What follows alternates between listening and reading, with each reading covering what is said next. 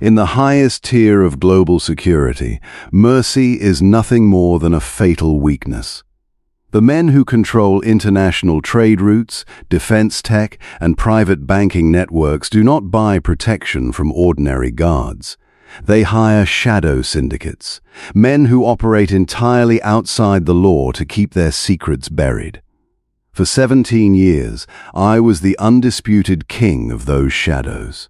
I am Jaxson Vance, former commander of Elite Special Forces and founder of Vanguard Global Security, a $3 billion private military empire. I did not have a heart. I did not care about morality.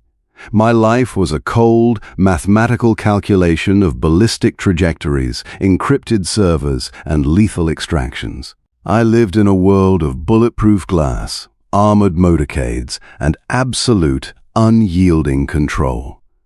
Until Julian Sterling, a corrupt defense contractor worth $15 billion, offered me $25 million to eliminate a rogue insider, and I walked into her life. Her name was Nora Reed. Julian Sterling lied to me. He claimed Nora was an industrial spy who had stolen classified military defense blueprints to sell to foreign cartels. He ordered my tactical strike team to breach her luxury penthouse in downtown Chicago, retrieve the master server drive, and make her body disappear into Lake Michigan. But when I blew open the heavy, reinforced steel door of her home at 2:45 in the morning, I realized that Nora Reed was no petty spy. She was a queen holding a sword. Nora was a 27-year-old brilliant chief risk auditor for Sterling Defense Systems. She had spent 16 months quietly uncovering a massive, illegal weapons pipeline operated by her own boss, supplying black market arms to international warlords while framing innocent soldiers for technical failures. She had just finished downloading the master encryption ledgers onto a titanium drive when my team breached her perimeter. When I stepped into her study, my 6'4" tactical frame dominating the doorway, my custom suppressed .45 caliber pistol raised, I expected her to drop to her knees and weep for her life. Instead, I found a woman who looked at my tactical strike team as if we were nothing more than an inconvenient interruption to her schedule. Nora was standing behind a dark mahogany desk, illuminated by the warm glow of a single desk lamp and the cool blue hum of her dual monitors. She was breathtaking in a way that hit my chest like a physical impact, shattering every ounce of my legendary discipline. She possessed a rich, lush, magnificent figure that completely defied the artificial, starved standards of high society socialites. She wore a deep, navy blue silk evening dress that draped flawlessly over the sweeping, voluptuous curves of her full hips and cinched tightly at her soft waist. Her dark hair fell in wild, luxurious waves over her shoulders, framing a face of intense, regal intelligence. She didn't flinch. She slowly unplugged her encrypted titanium drive, slid it into her leather handbag, and met my cold gaze with dark hazel eyes that burned with pure, unyielding defiance. "You're right on schedule, Commander Vance." Her velvet voice drifted through the quiet penthouse, rich, smooth, and entirely unbothered by the tactical rifles aimed at her chest. Sterling's usual hit squads take 15 minutes to bypass a biometric gate. You did it in 6.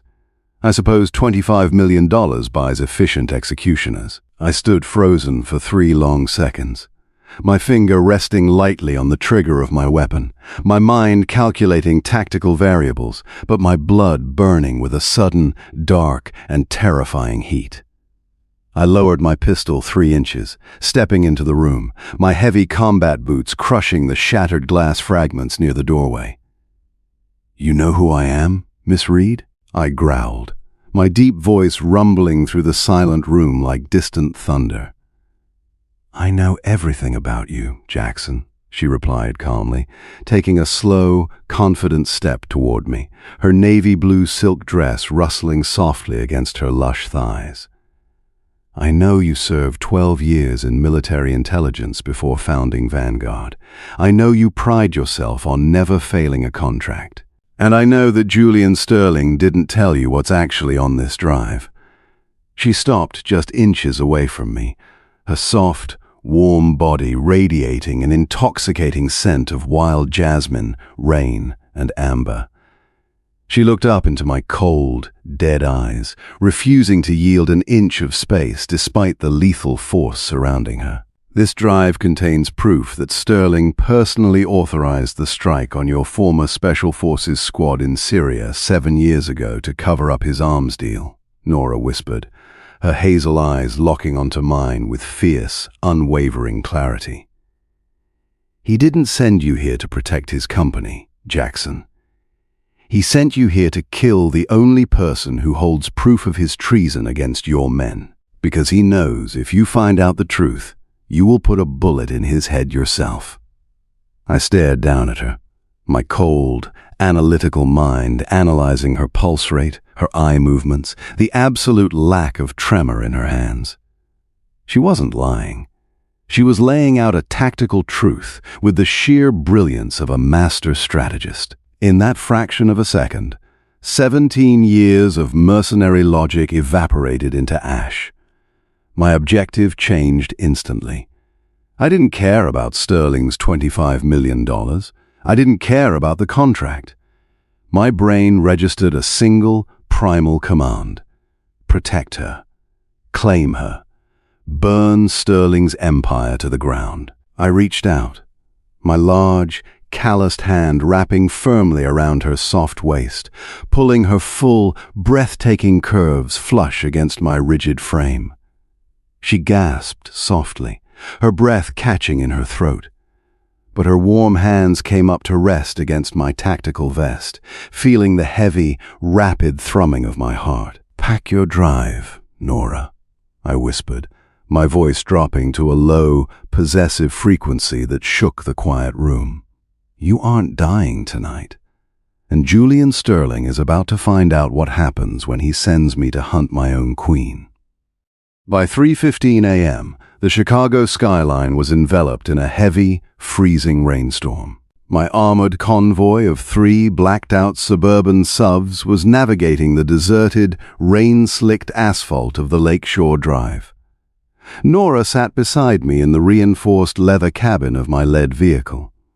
She had wrapped herself in my heavy wool trench coat, the black fabric draping over her navy dress, yet doing nothing to disguise the magnificent, lush curves of her body leaning against my side. She held her encrypted titanium drive tightly in her lap, her dark hazel eyes watching the rain streak down the bulletproof glass. "Your operators didn't question you when you canceled the hit, Jaxson," Nora murmured softly, her velvet voice breaking the heavy silence of the cabin. "Are they always this loyal to you?" "They are loyal to me, Nora. Not the money," I replied, my gaze fixed on the road ahead, my hand resting casually on my holstered .45. "Sterling pays them with blood money. I pay them with honor, protection, and absolute leadership. When I command them to protect you, they will stand against any army on this earth."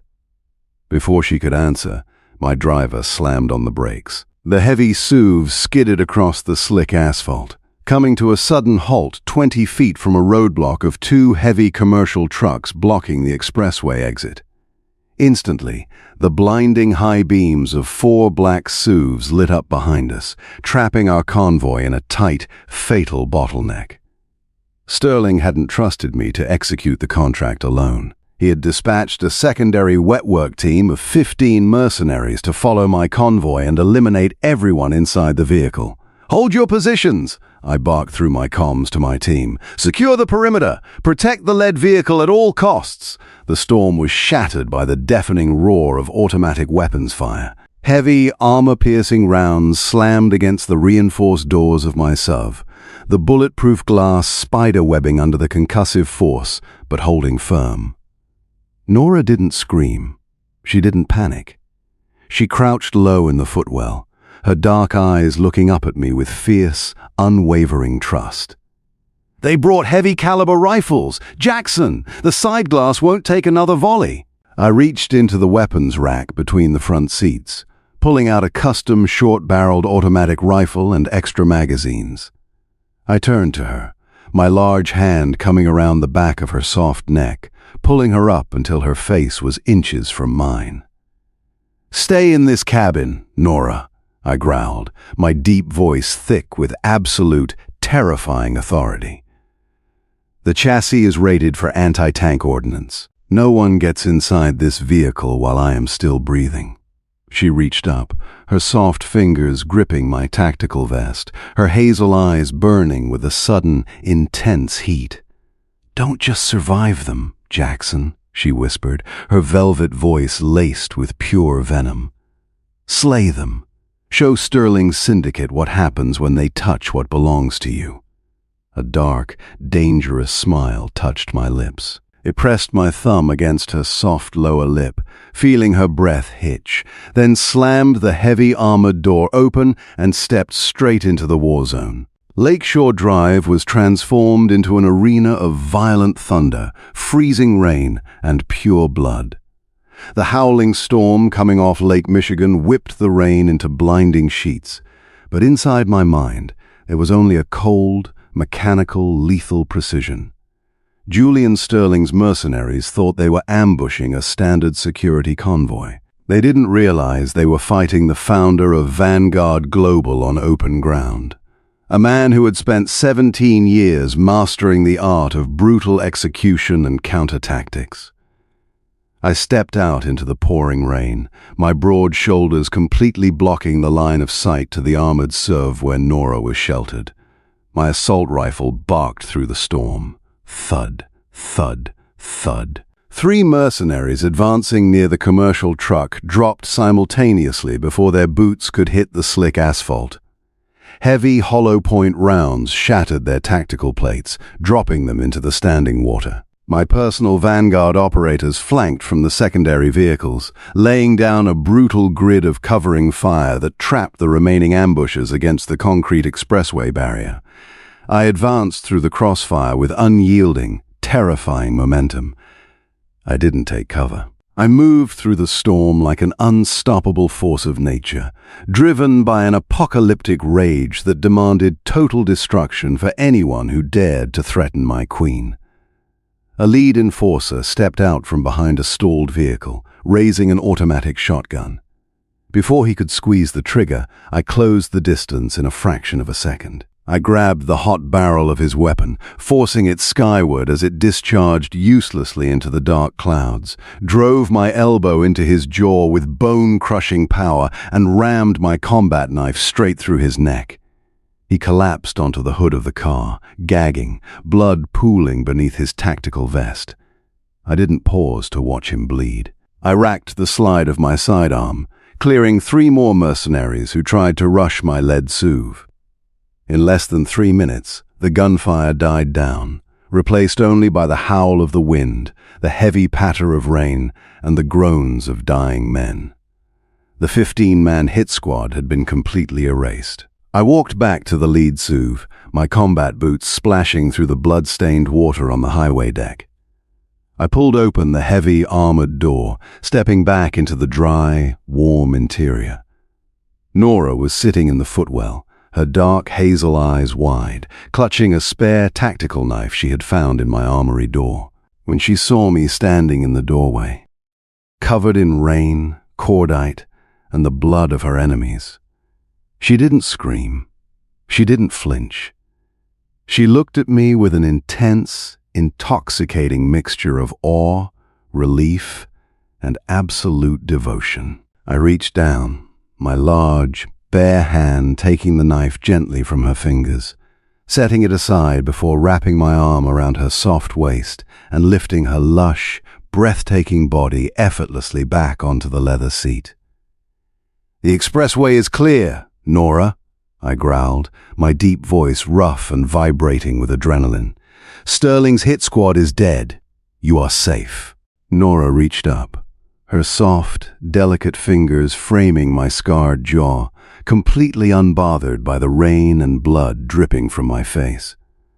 She pressed her warm body flush against my chest, her hazel eyes locking onto mine with fierce intensity.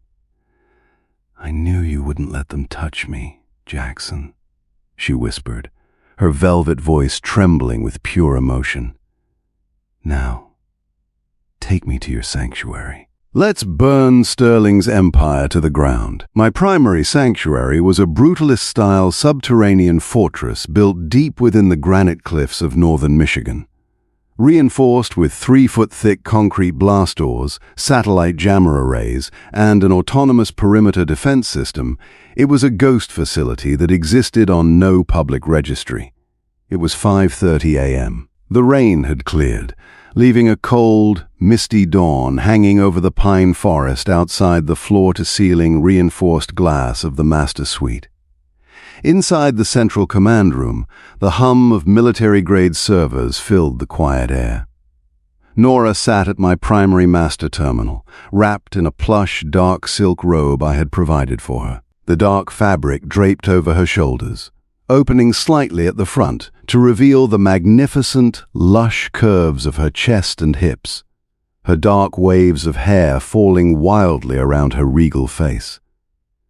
Her encrypted titanium drive was plugged directly into my syndicate's satellite uplink array. I stood behind her, wearing a dark thermal shirt and tactical trousers, a custom Kimber pistol holstered at my hip.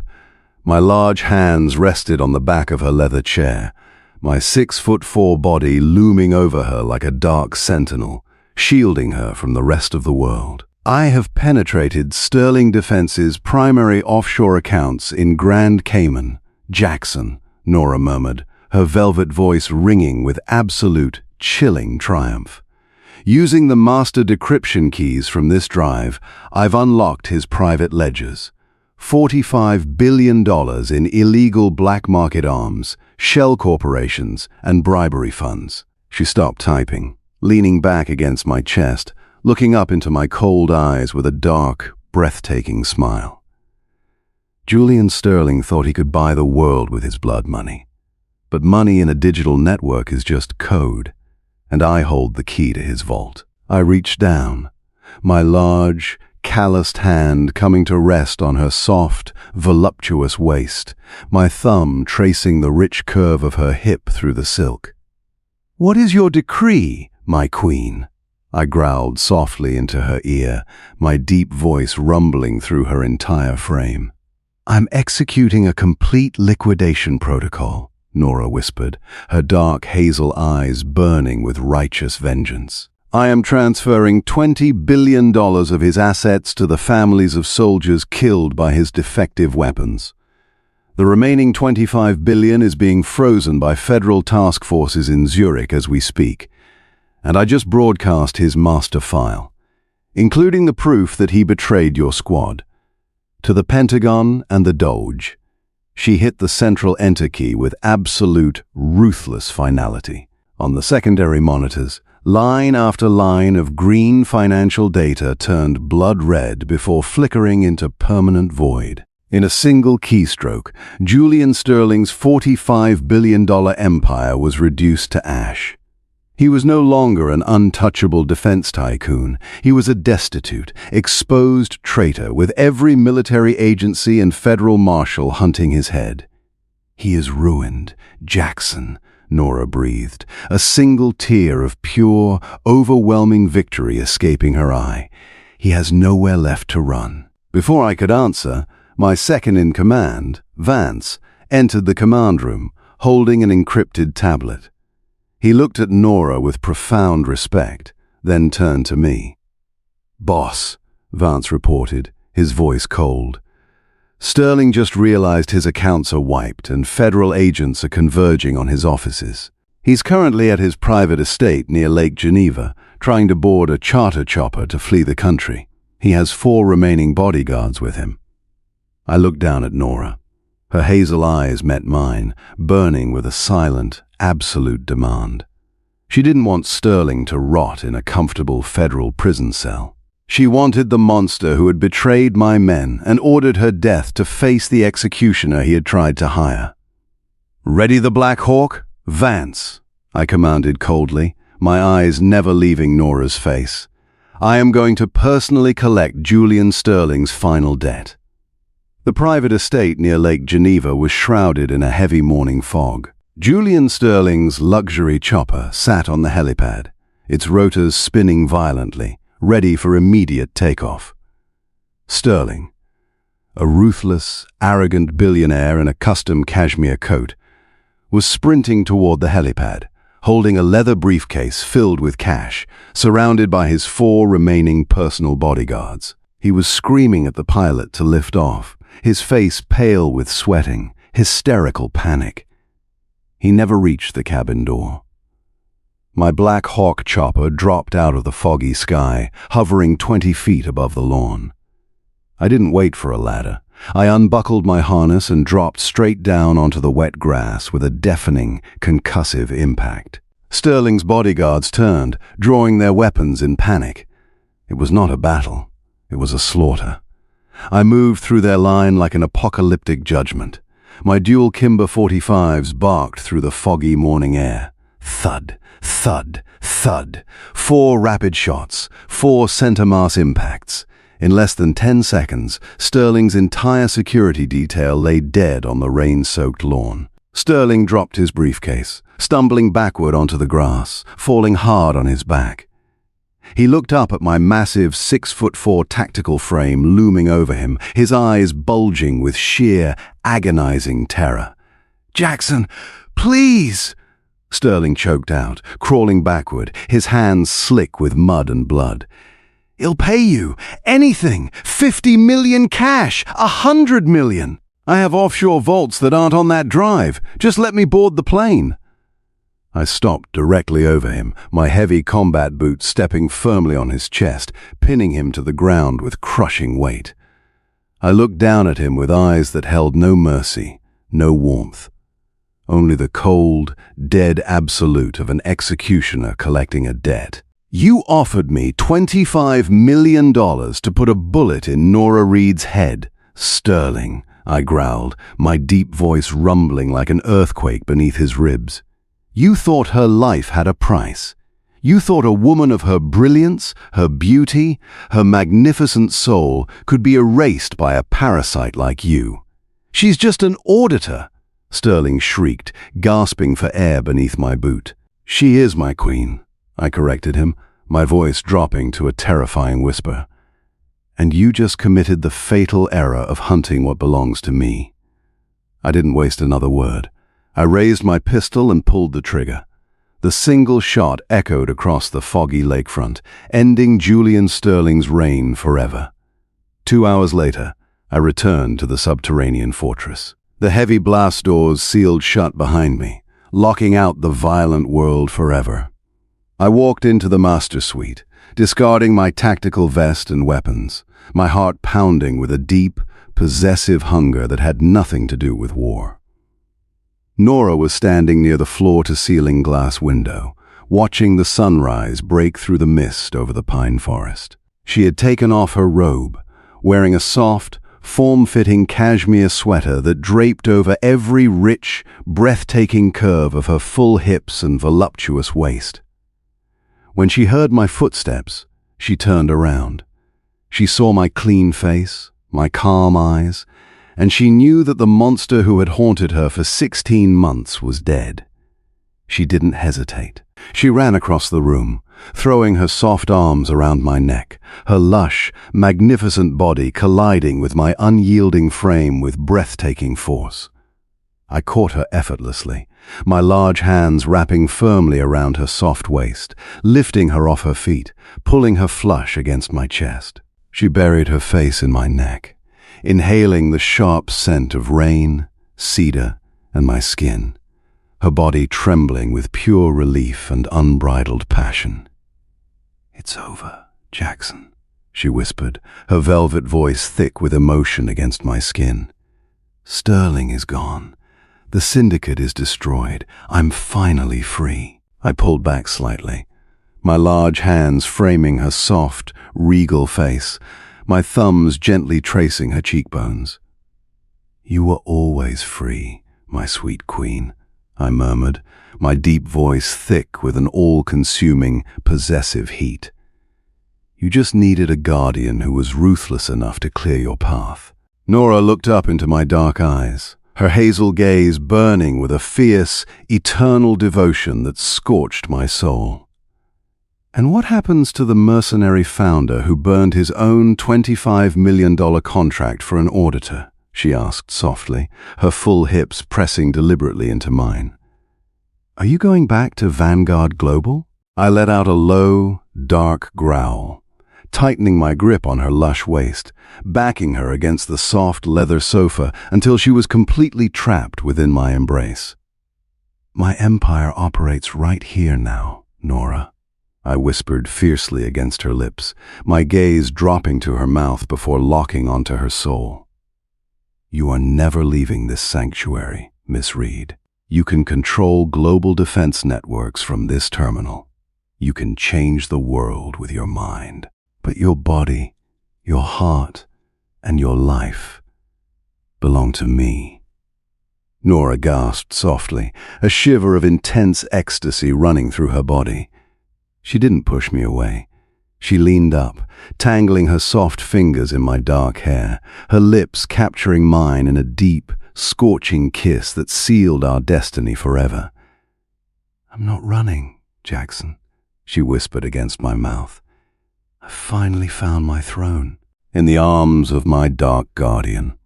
True power in this world isn't measured by the defense contracts you hold or the billions you hide in offshore banks.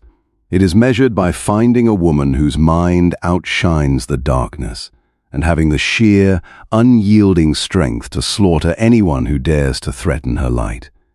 When a lethal mercenary falls for an untouchable queen, he doesn't just fulfill his duty. He kneels at her feet and turns the rest of the world to ash.